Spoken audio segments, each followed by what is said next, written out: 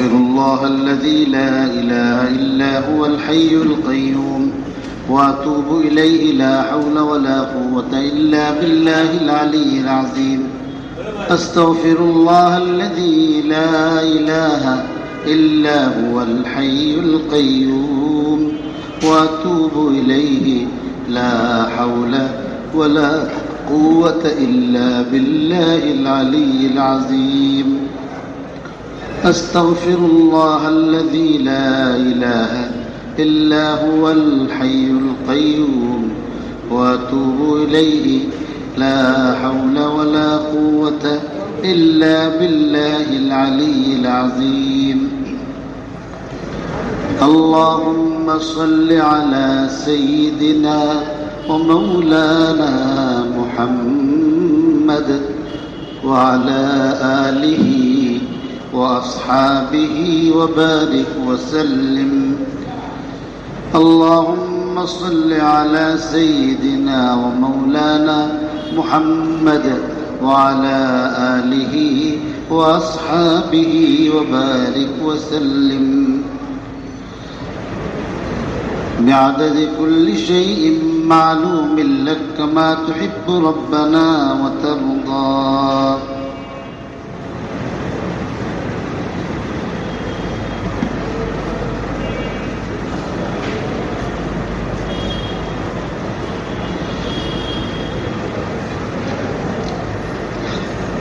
عن أبي هريرة رضي الله تعالى عنه عن النبي صلى الله عليه وسلم أنه قال إن لله تبارك وتعالى عمودا من نور بين يدي العرش إن لله تبارك وتعالى عمودا من نور بين يدي العرش فإذا قال العبد لا إله إلا الله اهتز ذلك العمود فيقول الله تبارك وتعالى اسكن فيقول كيف أسكن ولم تغفر لقائلها فيقول إني قد غفرت له فيسكن عند ذلك رواه البزار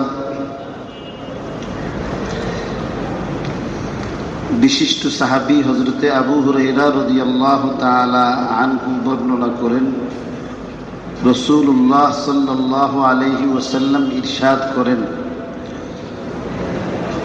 যে আল্লাহ তাআলার আরশে আজিমের সামনে নূরের কতগুলি স্তম্ভ আছে সুতুন পিলার মসজিদের যেমন অনেকগুলি স্তম্ভের উপর এই পুরা বিল্ডিং দাঁড় করানো হয়েছে দাঁড়িয়ে আছে তো আল্লাহ পাক রব্বুল আলামিনের আরশে আজিমের সামনে এমন কতগুলো স্তম্ভ আছে দুনিয়ার স্তম্ভ ইট সুরকি বালু পাথর সিমেন্ট এই সমস্ত আসবাব দিয়ে তৈরি করা হয় কিন্তু আল্লাহর আরশে আজিমের সম্মুখস্থ সেই স্তম্ভগুলো হবে দুনিয়ার ইট সুরকিয়ে সিমেন্ট এর ইট বালুর না এগুলি হবে আলুর নূরের তৈরি পৃথিবীর বুকে যখন আল্লাহ তাআলার কোনো বান্দা আল্লাহ তাআলার কালিমায়ে তাইয়্যিবা লা ইলাহা ইল্লাল্লাহ মুহাম্মাদুর রাসূলুল্লাহ পাঠ করে জিকির করে পরে দুনিয়ার মধ্যে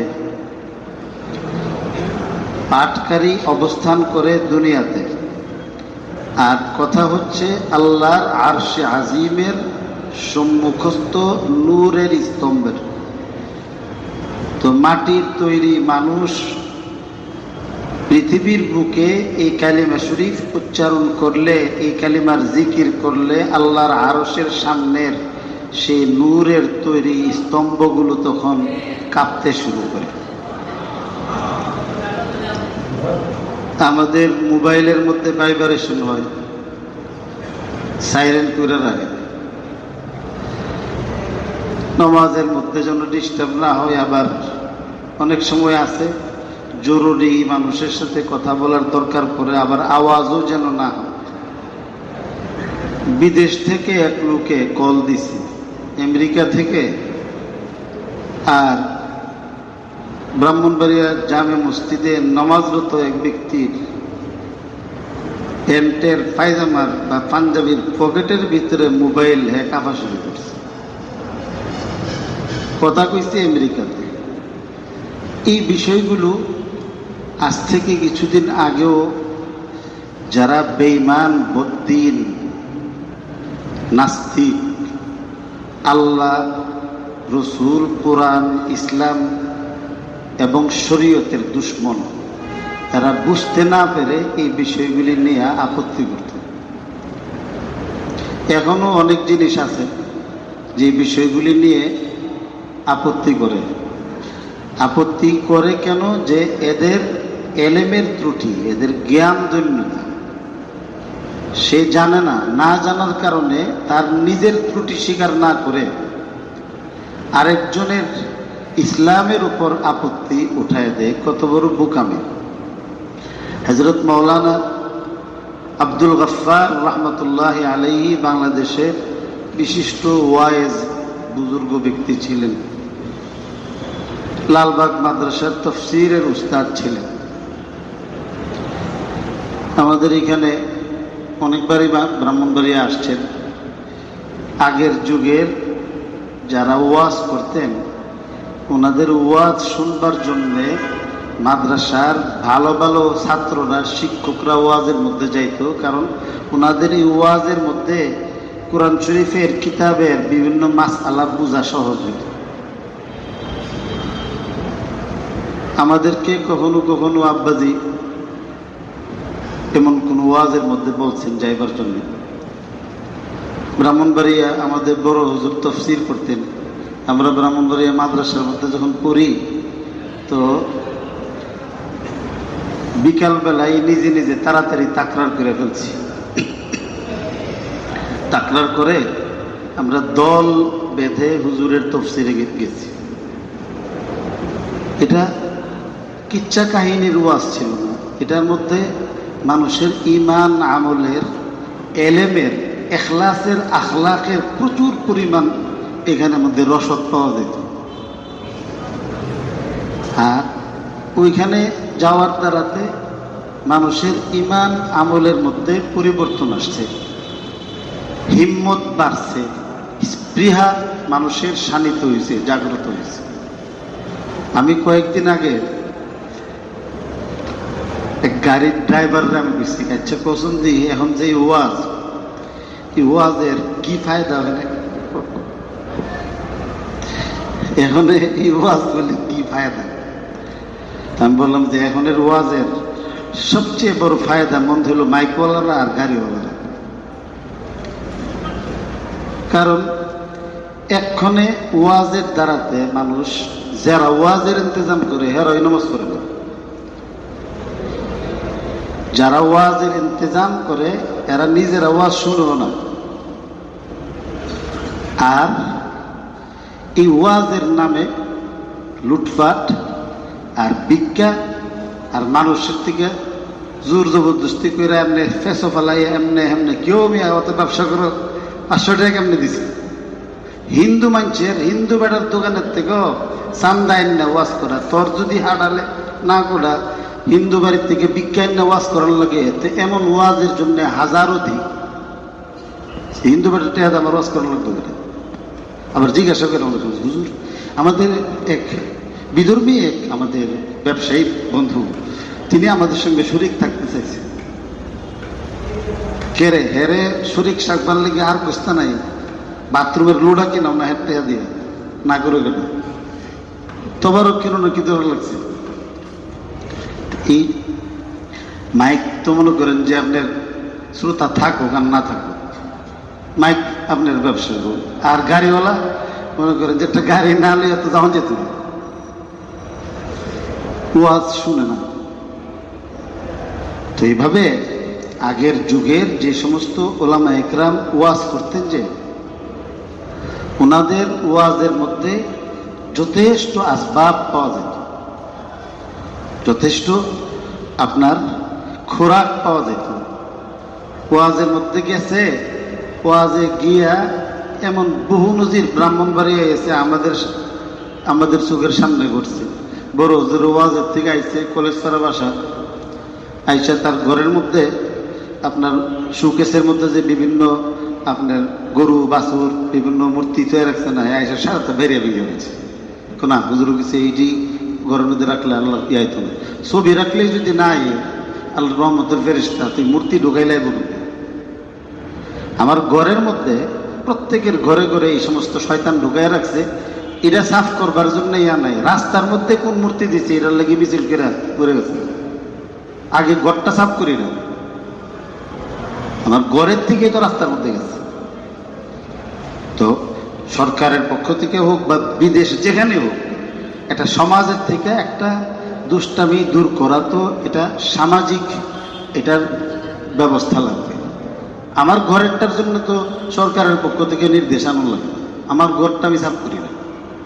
তো নিজের নিয়ন্ত্রণে যেটা আছে ওইটার মধ্যে না থেকে আপনি ইয়া করি। তো হযরত মাওলানা আব্দুল গফফার সাহেব রহমতুল্লাহ আলাইহি কইতেন, আপনার এক মহিলা রমজান মাসের শেষ দিন আসর নামাজের পরে ওনার বাচ্চা পায়খানা করে দিচ্ছে। তো পায়খানা করে দেওয়ার পরে তাড়াতাড়ি করে আপনার বাচ্চারে পানি দিয়ে পরিষ্কার করতে গেছে। তো গ্রাম দেশের মানুষ, বাচ্চা ইস্তেঞ্জা করছে, পানি দিয়ে সাফ করে সাবান দিব অথবা মাটির মধ্যে ঘষা দিয়ে হাত দিয়ে ফেলবো। তো যখন উনি ওই বাচ্চাকে সাফ করতেছিলেন, এই সময় পাশের বাড়ির ভাবি কইছে, বাবু ঈদের চান উঠতে গেছে। তো ঈদের চান যখন উঠতে শুনি না, উনি তাড়াতাড়ি করে আপনার গেছে, ধুয়ে চলে গেছে। আল্লাহ আমিন, আল্লাহ আহিল্লা আলাইনা হিলাল আল আমন ওয়াল ঈমান, দোয়া করছে। তো দোয়া ফেরা বিরহমাতিকা বাবাই, এবার ঈদের চাঁদ দুর্গন্ধ, ঈদের চাঁদের মধ্যে দিয়ে গুয়ার গন্ধ করে। তো ঈদের চাঁদের মধ্যে গুয়ার গন্ধ করে না, উনি বাচ্চারে সাফ করে বালা করে হাত দিয়েছিল না। হাত না ধুয়ার কারণে মনে করছে তো সাফ করছে, তো আল্লাহ আমিন কয়েছে, পরে নিজের হাতের দুর্গন্ধ না দেখে আসমানের সানের উপর অপবাদ দিয়ে দিছে। তো যারা কোরআন সুন্নাহ বিরোধী, এদের নিজেদের জ্ঞান দৈন্যতার কারণে মূর্খ, হ্যাঁ নিজের এলেম নাই, হ্যাঁ নিজে শিক্ষা করব, এরা শিক্ষা না করে উল্টা আল্লাহর বিধানের উপর কি করে আপত্তি ওঠায়। বিজ্ঞান যা আবিষ্কার করেছে এর চেয়ে যা আবিষ্কার করে নাই অনাবিষ্কৃত জিনিসই রয়ে গেছে বেশি। বিজ্ঞান স্রষ্টা না আবিষ্কারক, স্রষ্টা হইলেন আল্লাহ। বিজ্ঞান সৃষ্টি করতে পারে না, আল্লাহ যেটা দিছে এটা উদ্ঘাটন করে দিছে, প্রকাশ করে দিছে। সৃষ্টি করার ক্ষমতা কারণ নাই আল্লাহ ছাড়া। যে তো এইভাবে উনি বলেছেন, হযরত মাওলানা কলকাতার তাহের সাহেব রহমতুল্লাহ আলাইহি বলছেন যে দেখেন, আজ থেকে 15 বছর আগেও বিদেশ থেকে মোবাইল দিয়ে ছবি দেখে কথা বলার এটা আমরা কল্পনা করতে পারিনি। শুনছি যে দেখা যাবে 15 বছর আগে, তখন কিন্তু 15 বছর হয়েছে না, এখন যে লাইভ আমরা যে কথা বলি যে, তো এখন কিন্তু আমরা দেখতে পাইতেছি কোরআন শরীফের মধ্যে সূরা ইউসুফের মধ্যে আছে যে এক দেশ থেকে আরেক দেশে যেমন আপনার খোঁজ খবর নেওয়া যায়, সংবাদ নেওয়া যায়, দেখা যায়। এটা যেমন আমরা দূর থেকে সাহাবা ইকরামও দেখছে, মোবাইল ছাড়াই দেখছে, মোবাইল ছাড়াই দেখছে। ফুতে রুমের জেলখানার মধ্যে বন্দি, আর সাহাবি মিশরের ইস্কান্দারিয়ার মধ্যে শেষ রাত্রে ওইটা ডাক দিত, তো বাবা ফজরের টাইম হয়েছে, ওইটা নামাজ পড়ো। মিশরের থেকে বাপে ডাক দিছে, আর ইটালির রাজধানী রোমের জেলখানার ভিতরে মুসলমান সাহাবির পুত্র ইমানদার ব্যক্তি ওইখান থেকে বাপের ডাক হইনে ওইটা ফজরের নামাজ পড়ছে, মোবাইল ছাড়া হইতো। তো হযরত ইউসুফ আলাইহিস সালাতু ওয়াস সালাম মিশর ছিলেন, হযরত কেনান আর ইয়াকুব আলাইহিস সালাম কেনানে ছিলেন। এই জায়গাটা ওই সময়ে স্বাভাবিকভাবে গেলে 1 মাস লাগত। তো হযরত ইয়াকুব আলাইহিস সালাতু ওয়াস সালাম মিশরে অবস্থিত তার সন্তান, আর উনি কেনানে অবস্থান করে বলছেন যে ইন্নী লা আজিদু রিহা ইউসুফ, আমি তো আমার ছেলে ইউসুফের অনেকদিন আগে যে হারিয়ে গেছে, এই হারিয়ে যাওয়া ইউসুফের গন্ধ পাইতেছি। তো এক দেশ থেকে আরেক দেশে অবস্থান করে গন্ধ পাওয়ানোর মেশিন এখন আবিষ্কার হয়েছে। যে আমেরিকা আপনার ছেলে আছে, কাতারে আপনার ফুত আছে, আর আপনি এখন গ্যারান নিবেন ফুতের, এই মেশিন এখনো আবিষ্কার হয়েছে। অদূর ভবিষ্যতে যদি এমন কোনো যন্ত্র আবিষ্কার হয় যে আমেরিকা আপনার মেয়ে আছে, ছেলে আছে, তার শরীরের গন্ধ এখান থেকে আপনি পাইতে পারেন যদি, তো কোরআনের পরিভাষা অনুসারে এটা অবাক হওয়ার কিছুই থাকবে। এই জন্যে বড় মসজিদের মধ্যে জিকিরের মধ্যে আল্লাহর বান্দারা লা ইলাহা ইল্লাল্লাহ পড়তেছে, আমরা তো দেখি যে আমরা কিছু হইতেছে না, কিন্তু আসলে এই জিকিরের দ্বারাতে আল্লাহর আরশের সম্মুখস্থ নূরের স্তম্ভগুলো কাঁপতে শুরু। এত দূর এই স্তম্ভ যদি কাঁপে তো দিলটা কি কাঁপতো না? মানুষ একটা কথা বলে দেখো, এর দিলটা কি একটু কাঁপে না? দিল যদি কাঁপেনি, এই দিলের কাফি সৃষ্টি করবার লাগে জিকির। যদি দিল কাঁপে তাহলে প্রকম্পিত হৃদয়ের অধিকারী ব্যক্তি গুনাহ করতে পারে না। তো যখন কাঁপতে শুরু করে তো আল্লাহ পাক রব্বুল আলামিন স্তম্ভকে জিজ্ঞাসা করেন,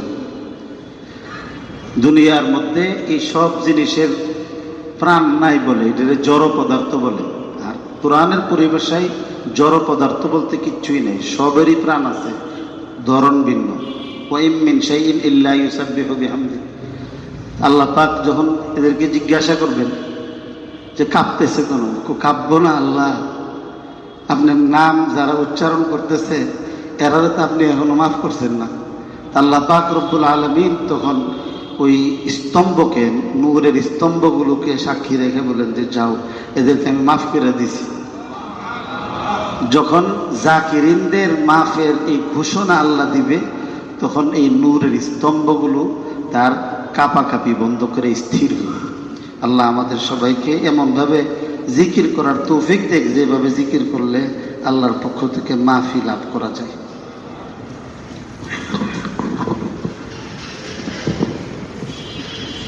বড় মূল্যবান কথা।